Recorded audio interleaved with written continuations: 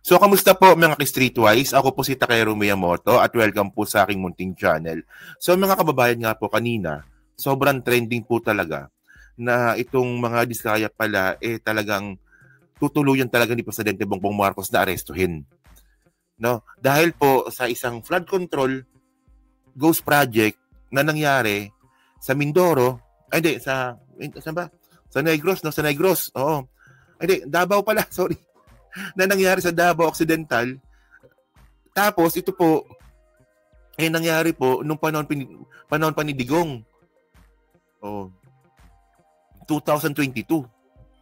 Panggabi ako, boss. Okay, panggabi si Sir Produce Protector. So ngayon tingnan natin to. Ito yung balita from saan ko ba nakuha to? Inquirer ko ata nakuha GMA News. Sabi dito. Sara Diskaya, 9 others charged over 96.5 million goes flood control project. Yan. So ito ay nangyari, sabi ko nga kanina, sa Davao Occidental. Ito yung yung pagbisita nga po ni Magalong tsaka ni Asurin. Ito yun eh. Aside from Diskaya and Rimando, among those charged are DPWH Davao Occidental District Engineer, Office Officers. So ito yung mga pangalan ng iba. Mga small fish naman itong mga to. So ngayon, sabi pa dito ni PBBM in a video message on Friday, President Ferdinand Bongbong Marcos Jr., he had ordered the Department of Interior and Local Government to ensure that they know the whereabouts of Diskaya and the others. So binabantayan na po nila ang mga Diskaya. Baka naman kasi tumakas. I have directed the ILG and the PNP to ensure that they know the whereabouts of Diskaya at nung iba pa para maglabas ng arrest warrant ay maaresto sila kaagad. Okay? Sabi nga po ni PBBM yan. Ang malupit dito mga ka-Streetwise, ang malversation ay non-bailable. Sabi ni PBBM yan. So, ibig sabihin, pag sila po naaresto, habang dinidinig yung kaso, nakakulong sila. Okay.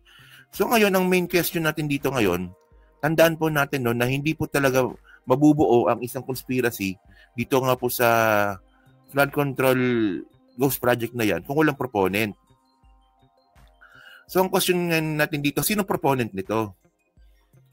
Kasi nakita nga natin dito, ito lang So Diskaya, tapos itong Rodrigo Larete, Michael Awa. Yan. So malaking question pa sa atin yan. Kasi tayo yung mga kababayan, ang hinihintay po talaga natin ngayon dito is big fish. Di ba? So ngayon, ngayon, malaking problema ni Marcoleta dito. Tandaan natin mga kababayan, na ito si Marcoleta, siya po yung talagang senador na nagpo-push na maging state witness ng mga Diskaya po na to, na sobrang bullshit nun. Di ba? Kayo ba, papayag ba kayo na ang mga Diskaya magiging state witness? Tulad na tinutulak nga po ni Marcoleta. So ngayon, ang karma ni Marcoleta, baka pati din po siya makulong. Kasi may kaso din po pala si Marcoleta. Kanina lang po na-file. So bago natin puntahan yung kaso ni Marcoleta, mga ka-Streetwise, ito nga yung yung statement ni PBBM. Sana ba yan? Ito. Panoorin muna natin to Sige. Alam ko na panood nyo na to, pero maganda kasi pag-usapan din natin to Hello po, Ma'am Let Reyes. Hello po, Sige. Araw po sa inyong lahat. Ngayong araw, ipagpatuloy ko po ang mga report sa taong bayan tungkol sa mga natuklasan ng iba't ibang ahensya ng pamahalaan tungkol sa mga flood control project na nakita natin na ghost project o hindi maganda ang pagkagawa. Ngayong araw, nais kong ilahad sa inyong ang mga natuklasan ng Office of the Ombudsman kaugnay sa reklamo ng DPWH ukol sa isang flood control project sa Kulaman, Jose Abad Santos sa Davao Occidental. Ito ay may halaga na Davao Occidental, halos 100 milyong piso at ipinagkaloob noong 13 January 2022 sa St. Timothy Construction Corporation. Ito, malinaw. Okay. Nangyari ito 2022. So, ibig sabihin nun, yung budget nito, nangyari GAA 2021. So, 100% nangyari ito panahon ni Digong. Tama, di ba? Tama. Medyo gets naman yun, di ba? So, malinaw na itong nakitang ghost project po sa Davao, sa Davao, panahon ni Digong. Oh. Sa investigasyon, ang proyektong ito na sinasabing natapos noong 2022 ay hindi kailanman nasimulan. Sa inspeksyon ng CIDG noong 25 September 2025, natukoy na walang anumang konstruksyon sa lugar na yon. Kinumpirma ng mga indigenous peoples at barangay officials sa kanilang joint affidavit na walang naganap na implementasyon ng proyekto. Natuklasan ng Ombudsman yung mga isinumiting final billing, certificate of completion at inspection reports ay palsipikado o hindi tumutugma sa aktwal na kalagayan ng proyekto. Maging mga video at larawan na hinarap ng respondent ay walang timestamp at hindi mabalidate na tumutukoy sa proyektong ito. May mga private at public na individual na pinangalanan sa reklamo na kinabibilangan ng sa St. Timothy, si Cesara Rowena C. Discaya at Maria Roma Angeline D. Rimando. Meron pang mga ibang nasa ahensya ng DPWH na nasama rin sa kasong ito. Dahil ayon sa Ombudsman, ang mga respondent ay naglabas at nag-aproba ng mga dokumentong ginagamit para sa pag-request at pag-release ng buong halaga na halos 100 million pesos, kahit na walang natapos o nasimulang proyekto. Ayon sa kanilang finding, ang mga respondent na ito ay kumilos ng may manifest partiality, bad faith o gross negligence. Nagdulot sila ng undue injury sa gobyerno at nagbigay ng unwarranted benefits sa kontraktor. At may pakikialam ang ilang private respondents sa nangyaring sabwatan. Nagrekomenda ng Ombudsman na magsampa ng kaso. So ito pala, malinaw, putuloy ko lang, no? So malinaw mga kababayan, itong kaso pala na to, ito yung kinaso pala ng DPWH, no, sa Ombudsman. Okay, ano sabi niya kanina eh. Para sa malversation through falsification at paglabag ng RA 3019 Section 3E. Ang malversation ay non-bailable. Mabigat ito dahil hindi nila mababayaran ang kanilang paglaya. Pag naisampa na ang mga kasong ito sa korte, ang susunod na hakbang ng judiciary ay ang paglabas ng arrest warrant para sa mga pinangalanang individual. I have directed DILG and the PNP to ensure that they know the whereabouts of Discaya at nung iba pa. Para paglabas ng arrest warrant ay maaresto sila kagad. Umpisa pa lang ito. Marami pa tayong ipapakulong at marami pang magpapasko sa kulungan. O, di ba? So, yan. So, ito ba nagawa ba ni Digong to? Ang tanong ko sa mga bobong mga didis na tatanga-tanga. O, actually, konti lang tayo ngayon. 200 lang tayo. Pero may bobong didis na nanonood. Ito ba nagawa ba ni Digong to? Di ba? Wala pang ginawa si Digong kundi lokohin lang po yung buong sambayan ng Pilipino. Si PBBM talagang bumanat talaga. Yan yun naman, di ba? Ano pangako ni Presidente? Marami pa siya mapapakulong. Oh. And actually, mukhang ang susunod ata dito, si Bong Revilla. Bago mag-December 15, mamaya pag-usapan natin mamaya yan. So, kayong mga kababayan, no, syempre, tayo naman, paniniwala naman po tayo na minsan po talaga, totoo yung karma. Oh. Madalas, madalas talaga. So, ngayon, mga ka-streetwise, no, tinan nyo ito, Arnold Lopez, kising pa, no? So, ngayon, yung nakapagtanggol po ng mga Diskaya, puta, mukhang makukulong din. Ang pagkakaiba, mga kababayan, yung kaso po ng mga Diskaya ng malversation, non-bailable case. Pero ang kaso po ni Marcoleta, bailable. Pero yun nga lang, pag found guilty, kulong. Tangina kasi puro kasi yabang kasi to eh, no? Okay. So kanina, no, may nag-file pala ng kaso kay Marcoleta. Oo. May wala pa palang case number to, no? Wala pang case number. Pero ni-receive na ng Ombudsman. Oo. So, ito, mga dilawan to, Mga dilawan to nag-file ng case. Si Danilo Araw, dilawan to, di ba? Tapos Dino De Leon, dilawan talaga to. Akamping yan, si Dino De Leon, Tsaka si Alexander Lacson. So, ito yung complaint affidavit, no? Yan. So, ano yung kaso? For the violation of Section 98 and 107 in relation to Section 262 of the Omnibus Election Code. So, mga abogado to, no? Si Dino De Leon, abogado to, magaling na abogado yan, sobrang anti-Sara po talaga yan. Oo. So, ito yung reklamo nila. On November 7, 2025, a television program sa Ganang Mamamayan was aired on Net 25. no?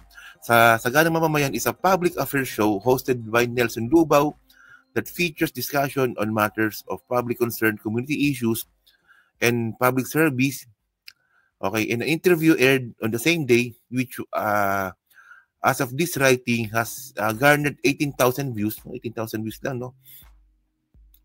So dito pala inamin ni Marcoleta na merong 112 million na campaign funds, no, na hindi niya nga po, hindi niya sinulat sa SOSE. Oh, ayun, no, nakalagay yan dito. So ngayon mga kababayan, malinaw to na perjury po ito. Sa pag-perjury, kulong. Diba? Kaya ang nihintay ng mga mamamayan ay may makulong nadidias na senador at kongresista. Last topic ko yan, meron. Oo. Actually, Ma'am Rebecca, diba? Hindi lang mamamayan, tayo rin po. Diba? Tayong lahat. Tayong lahat po na kahit po na taga-suporta po ni PBBM, kailangan po natin abangan yan. Yung makukulong nga po na big fish. Nasa ngayon, sino bang big fish pa yung nakulong? Actually, parang wala pa. Wala pa, di ba? Wala pang big fish na nakukulong ngayon. Merong nagtatagong big fish, pero nakukulong wala pa. Well, ito kasi na-content ko na ito kahapon eh. Okay. Kung kukumpara po kasi natin yung nangyari po sa PDAF, tingnan nyo ito at least we compare the timeline. Yung nangyari po sa PDAF noong 2013, okay? 2013 yun No, 2013 yun, yung PDAF. Doon po na-expose yan. 2014, isang taon, nagkaroon ng kaso. Tingnan nyo yun po mga kababayan, isang taon yun na paghahanda para po makasuhan sila Bong Revilla, si Jinggoy, at si Enrile. Isang taong paghahanda po yun. Ano nangyari? Wala. Di ba? Mukhang na-technical, di ba? O kaya baka wala talagang kasalanan, hindi natin alam. Pero mukhang na-technical.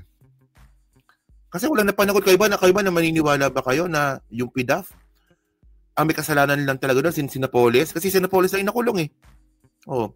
So ayun nga yung point. Di ba? So yun nga isang taon eh. Nalusutan ng mga akusado eh. Tapos ito kaya na ilang buwan ito na-expose si PBBM.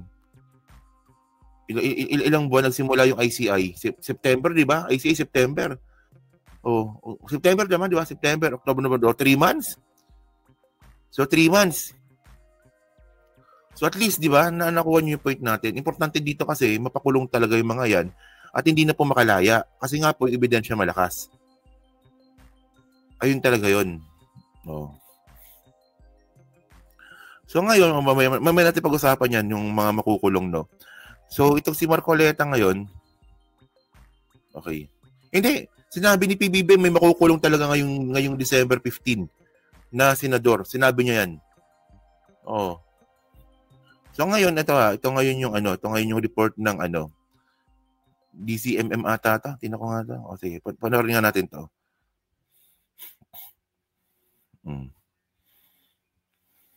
So.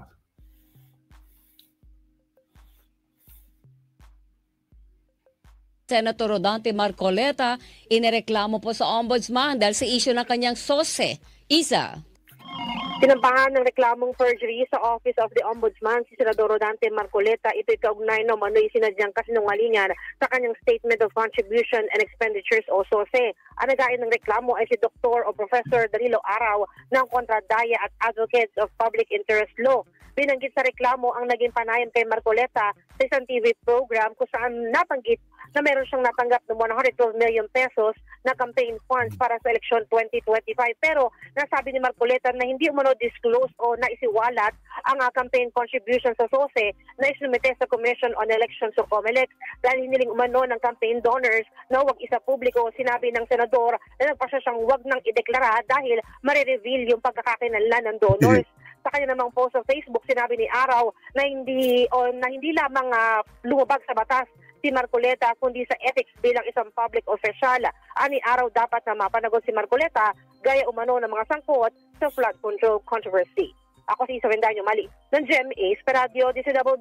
Alam niyo mga kababayan, nung isa sa pinaka-pass link talaga sa akin, ano yung pinaka-motivation ni Marcoleta kung bakit ganun-ganun niya na lang protektahan at suportahan yung mga diskaya. Kasi ako naniniwala po tayo no na ang bawat kilos po ng bawat tao, kung normal na tao tayo no, ang bawat kilos po ng mga tao may motivation po 'yan. So sa tingin niyo ba ano ba yung motivation ni Marcoleta kung bakit niya pinoprotektahan tong mga diskaya? Na alam naman po natin na sila po yung hindi sila yung less guilty. 'Di ba? Yung pinapalabas ng mga diskaya, sila daw po ay biktima dito dahil sumunod lang daw po sila sa sistema. Well, that's fucking bullshit sa totoo lang. No, kasi nakinabang din kayo eh. Nakinabang din kayo eh. Oh. Tingnan niyo pinagmalaki pa talaga nila yan yung mga ari-arian nila. 'Di ba? Yung bahay nila na may elevator. Lahat po yan puta pera ng taong bayan po yan. Oh, especially yung Ghost Project ay talaga pinakamabigat talaga. Oh, diskaya ang donor niya, ganun lang 'yun, no, 'di ba? So, posibleng yun. No. Malaki po yung posibilidad na baka yun nga talagang dahilan. Na baka diskaya nga yung donor, kaya hindi niya rin po ma-disclose ni Marcoleta sa source niya yung mga nag-donate sa kanya. Diba kasi, ako dito kay Marcoleta, no? So, ngayon, tingnan nyo to, no? Kung si Marcoleta makukulong, so, ang daming mawawalang senador. Si Bato makukulong. Oh, si Marcoleta makukulong. Oh, tapos si Jinggoy makukulong. Oh, so maraming mawawalan senador. Si Chis sana nga makulong. Ito yung tanong kanina kung paano si Chis Escudero. So ngayon si Chis Escudero mga kababayan, wala na po sa ICI yung kanyang papel para kasuhan siya. Pinasa na po ng ICI sa ombudsman. Na alam naman po natin no na yung ombudsman po talaga ay may malaking kapangyarihan po 'yan. May mas malaking constitutional mandate po yung ombudsman para nga po maimbestigahan lalo itong si Cheese. Pero by the way no, dito na natin makikita na mukhang malakas talaga si Cheese. 'Di ba? Hello po kay PNW. Si ano pala to? Si Jax Demoli pala ito. Oo. So yun, so kayo mga kababayan, so kayo po, masabi nyo nga po dito nga po sa sa posibleng nga pong pagkakakulong din po ni Marcoleta. Tandaan nyo criminal case po yung ginawa ni Marcoleta. Akala nyo ganun-ganun lang yun. Criminal case po yan. Hindi siguro makalimakot si Marcoleta. Malakas ang may hawak dyan. At hindi, si Digong nga napakulong eh. O pag may political will, mapapakulong po yan. Naniniwala po ako doon. Di ba? So yun so mga kababayan so ngayon, mga ka-streetways pag-usapan natin tong ICI.